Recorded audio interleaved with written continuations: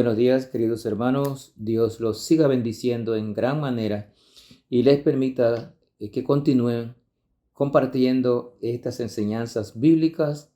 Ahora en esta serie de primera los Corintios, que habla sobre el pecado de la fornicación, sobre los matrimonios, el divorcio. Situaciones delicadas en nuestro tiempo, ya que hoy en día hay tantos divorcios, tantas familias disfuncionales, tantos niños que se crían solos por allí, que la pregunta que hacían los hermanos de Corinto, pues es totalmente válida en nuestros días. Y hay muchos cristianos que quizás se están preguntando las mismas cosas.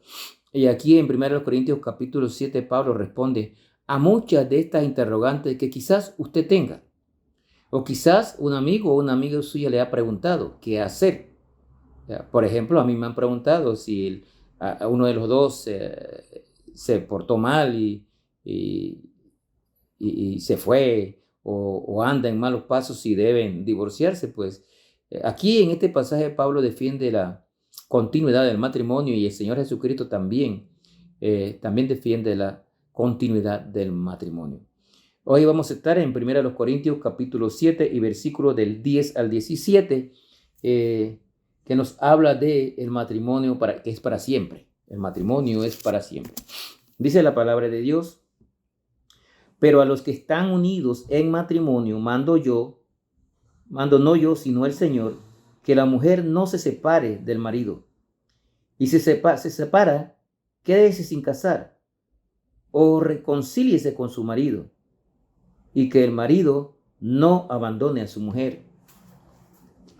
Y a los demás yo digo, no el Señor: si algún hermano tiene mujer que no sea creyente y ella consiente en vivir con él, no la abandone. Y si una mujer tiene marido que no sea creyente y él consiente en vivir con ella, no lo abandone. Noten, porque el marido incrédulo es santificado en la mujer y la mujer incrédula es santificada en el marido. Pues de otra manera, vuestros hijos serían inmundos, mientras que ahora son santos. Pero si el incrédulo se separa, sepárese, pues no está el hermano o la hermana sujeto a servidumbre en semejante caso, sino que a paz nos llamó Dios. Porque ¿qué sabes tú, oh mujer, si quizás harás salvo a tu marido? ¿O qué sabes tú, oh marido, si quizás harás salva a tu mujer? Pero a cada uno como el Señor les repartió y como Dios llamó a cada uno, así haga. Esto ordeno en todas las iglesias. Qué tremendo pasaje, hermanos. Maravilloso pasaje que nos aclara muchas dudas. El mandato de Pablo en cuanto a la permanencia del matrimonio viene del Antiguo Testamento.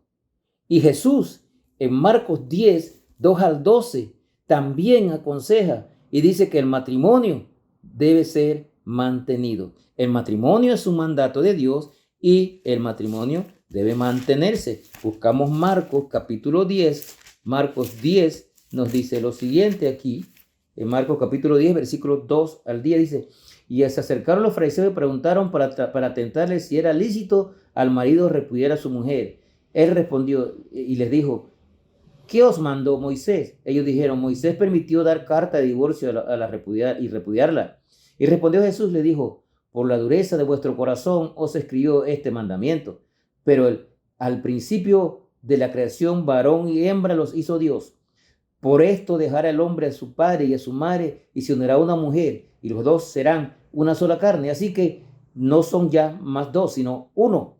Por tanto, lo que Dios juntó, no lo separe el hombre. Entonces, Cristo mandó a la permanencia del matrimonio, y esto es importante. Debido al deseo que tenían de servir a Cristo, algunas personas de la iglesia de Corinto pensaban que debían separarse de sus cónyuges paganos y casarse con cristianos. Ya estaban casados. Y aquí le preguntaron a Pablo y la respuesta es clara. Pablo afirmó la indisolubilidad del matrimonio. Indisolubilidad del matrimonio. O sea, no se puede deshacer. Ese es en buen panameño. El matrimonio no se puede deshacer. El divorcio es cosa de las leyes del mundo. ¿Sí? Que quedamos claros en eso. Lo ideal de Dios es que las parejas permanezcan unidas, aun cuando uno de ellos no sea creyente. Esto no quiere decir que un joven o una joven cristiana deba casarse con un incrédulo, porque caería en el yugo desigual. Eso no es lo que quiere. Pero si ya están casados, cuando recibieron a Cristo, ¿sí? Y uno es creyente y el otro no, dice aquí la recomendación que el matrimonio continúe. Este consejo es para los que ya están casados con parejas no creyentes. El cónyuge cristiano debiera procurar ganar al que no lo es para Cristo. Ahí sí tienes una misión. Si estás casado con un incrédulo o una incrédula, entonces tienes el deber de ganarlo para Cristo o ella ganar a ella para Cristo. Pablo, como Jesús, sostiene la permanencia del matrimonio, no el divorcio. Cuidado, ojo con esto. Las bendiciones que fluyen en los creyentes no se detienen allí, se extienden a otros. Dios considera al matrimonio santificado por la presencia del cónyuge cristiano. Uno de los dos es cristiano, entonces dice aquí que esto santifica al matrimonio. Y por otro lado, también dice que los hijos serán santos por el hecho de que uno de los dos es creyente. Gloria a Dios por eso, porque si no serían bastardos. Por otro lado, Pablo aconseja que si el cónyuge incrédulo insiste en separarse, Pablo dice que no deben oponerse, porque no es llamado a servidumbre, dice allí el pasaje, porque si el incrédulo es el que quiere separarse, entonces la única forma de mantener es que el creyente renuncie a su fe, y esto sería peor. No, entonces, si es el incrédulo el que quiere separarse, bueno, dice, no debes oponerte. En este pasaje se puede notar que el propósito de Pablo al escribir esta carta fue la de urgir que las parejas casadas buscaran la unidad y no la separación. Y eso me lo dice el versículo 17, ahí en 1 Corintios 7, mire lo que dice, pero cada uno como el Señor le repartió y como Dios llamó a cada uno, así haga. Esto ordeno a todas las iglesias. Entonces, si usted recibió a Cristo y estaba casado con una incrédula, o ella recibió a Cristo estando casada con un incrédulo, el matrimonio debe continuar, y la existencia de un creyente en el matrimonio santifica el matrimonio. Entonces, y los hijos son considerados santos.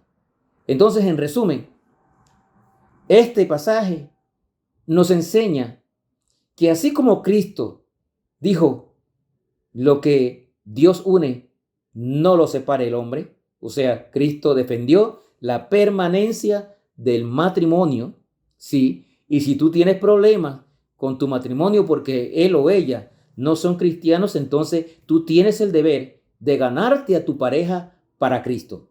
Y tú tienes las herramientas, Dios te las ha dado. Tú conoces la palabra de Dios, tú conoces lo que dice Dios en su palabra. Entonces, con tu testimonio, como dice Pedro, allá en Primera de Pedro, capítulo 7, vamos a buscarlo, Pedro nos habla algo de eso también. En el capítulo 7, Primera de Pedro, capítulo 7, vamos a ver lo que nos dice aquí. Capítulo 3, Primera de Pedro, capítulo 3 y versículo 7.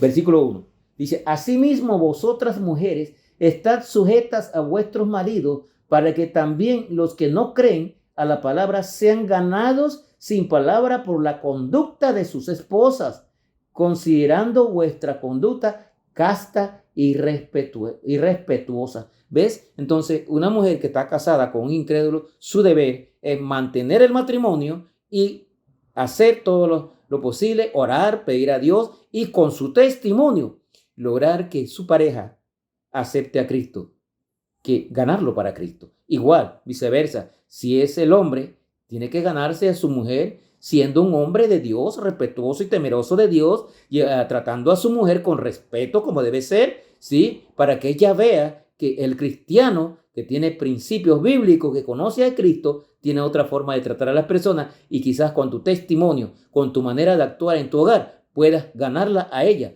para Cristo. Esto es, en resumen, lo que este pasaje aquí hasta el versículo 17 nos habla. O sea, si alguien pregunta si porque está casado y su pareja no es creyente, si tiene que divorciarse, no.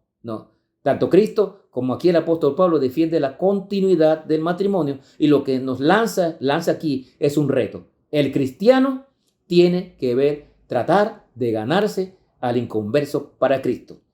Así que esta es la explicación a la segunda pregunta que hacían, si el cristiano debería buscar el divorcio para casarse con otro cristiano. No, eso no es lo que manda. Y Cristo lo dijo muy claro: lo que Dios une, no lo separe el hombre. Así que no, divorcio no es lo que está mandando a hacer la palabra de Dios. Y el divorcio es en las leyes del hombre allá en el mundo. Pero en cuanto a la palabra de Dios, en cuanto a lo que Dios manda, no hay divorcio. Solo con la muerte de uno de los dos, entonces el otro queda libre. Que el Señor les bendiga.